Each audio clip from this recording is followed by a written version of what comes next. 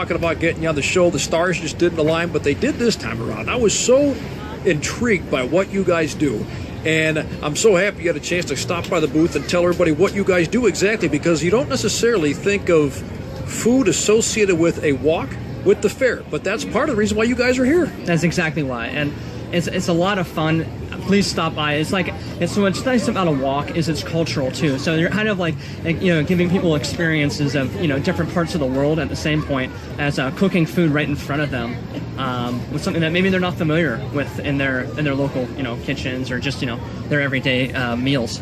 So it's been a real treat to be here for sure. You were telling me the story earlier about how this got started. I think this is fantastic. So you and your brother, you're from Youngstown. Yes. And you guys originally wanted to make it in the music business, but things didn't work out. So tell our listeners the story about how you guys got started. That's funny, right? So we were young, aspiring rock musicians, right? So we would travel a lot, and I think we enjoyed the aspect of just being able to meet new people, experiencing different places, different foods for that matter, right? And what kept us along was we'd have these jobs in restaurants that will allow us to leave for months at a time to, pursue this rock career, right? But once you get into 23, 24, 25 years old and you're realizing $50 in gas isn't going to cut it for a show, you start looking for other avenues, and we always gravitated towards the food, but we had a mentor that said, what do you think about doing outdoor concessions?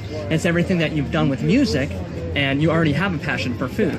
And we took a walk on the wild side. We spent all our savings, and we started this endeavor, and so far it's been quite the ride, for sure. A wild ride, but definitely worth the risk. Sure. So you meant to rock and roll. Instead, you walk and roll, right? And it's funny. It's like a lot of people they'll see walk on the wild side, and this kind of brings it back to the culture aspect of it. They'll say, "Hey, they misspelled your name. It's they spelled W-O-K," and then you have to kind of tell them no, it's a cooking utensil.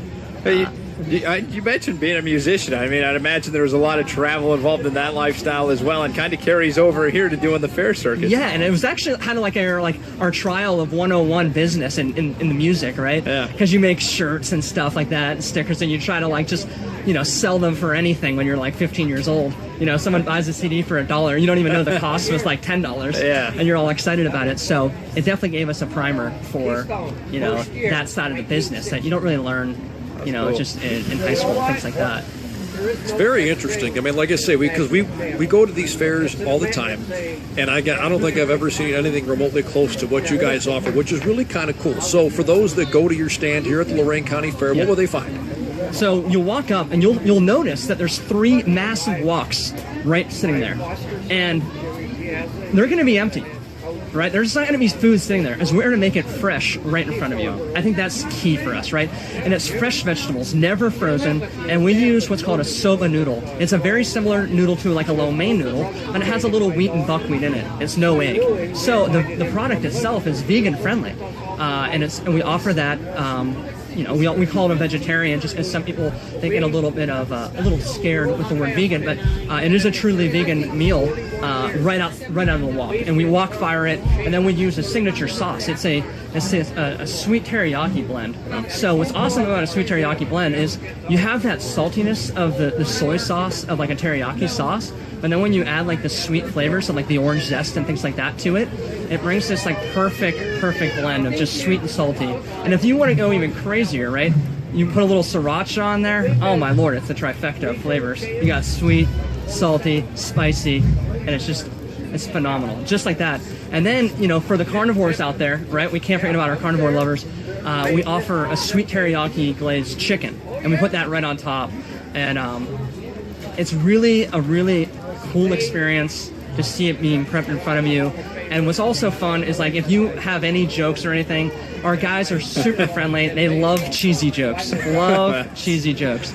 So please come by and just give us a joke or a smart remark. Give them a hard time for sure. They deserve it. I was just going to say, you may be doing the show here the rest of the show. You keep talking like that, Patrick, because we may have to head over there. But no, you mentioned the fresh vegetables and stuff. So do you have a supplier who brings them to you before you? Obviously, vegetables hold better than meats and things of that nature. But where do you get the vegetables from when you're traveling from state to state? That's a great question, and you have like companies like Cisco, which is just their reputation is brought on like quality vegetables, or like Restaurant Depot, they sell them, and we hand cut them for the most part, in the mornings, so it's all fresh, and just sourcing it when we first started this was a big deal because we didn't want to have frozen food. The flavor really does matter, and it translates with the raw products that you use, from the start. Sure. And that's what's key. In your experience with this, have you guys evolved kind of as you've gone on, or have you found God. an ingredient? Okay. Unbelievable. If you would have saw us on our first event, you would have said, those two guys, they just blew all of their money. It's not going to work. It's not going to work. We used to try to like boil all the noodles on site, and people would just sit there and watch us just run around like our heads chopped off. So there's definitely been adjustments, but that's what's fun about being outdoors and having your own like food company, because it's always changing. People are always looking for new things, so it's a lot of fun.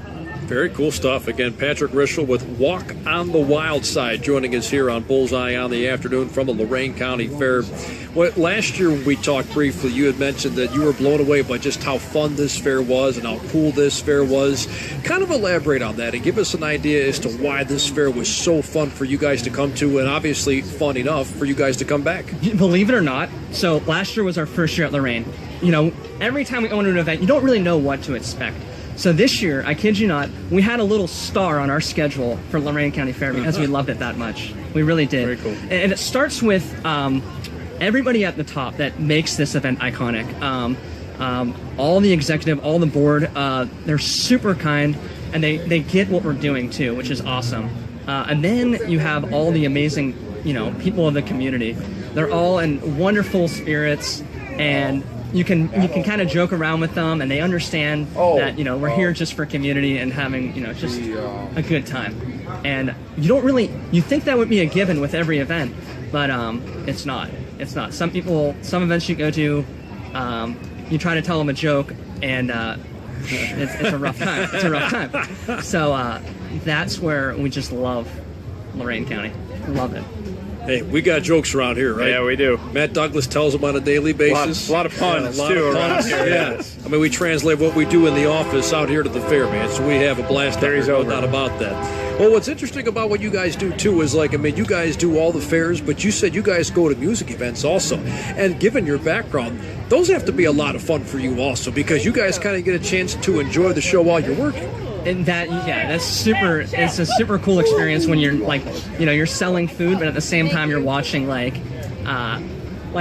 years ago we got to see Paul McCartney right in front of us while we're serving food, and it's just like a really surreal kind of moment where you're like, I'm getting to see this rock legend, and I'm sitting here serving great quality food at the same time. It's like a twofer. Am I jealous of Paul McCartney? Just a little bit, he got to do what I couldn't do. Sure. And write good songs. That's what it was. But yeah, being part of music events is just always a good time. Just because that's what we were brought up on. Well, Paul McCartney might be a rock star, but his walk game is pretty weak. Oh yeah, I'll have you in that I'll have category. to teach him a thing or two. Yeah, there you go. Right? He's no walk star by any means. That's right, not even close. Well, for those coming out to the fair, where can they find you guys? Where are you guys So at? we are down by the games. There's right by the fun house. So they knew where we wanted to go initially, and they put us right by it. So we're by the fun house. Please stop by just to say hello. Give us a couple of jokes, and then obviously buy some food. I will not. It looks foreign to see like a soba noodle stir fry with noodles in a stir fry, but I promise you, just try it once, you'll be hooked, just like me.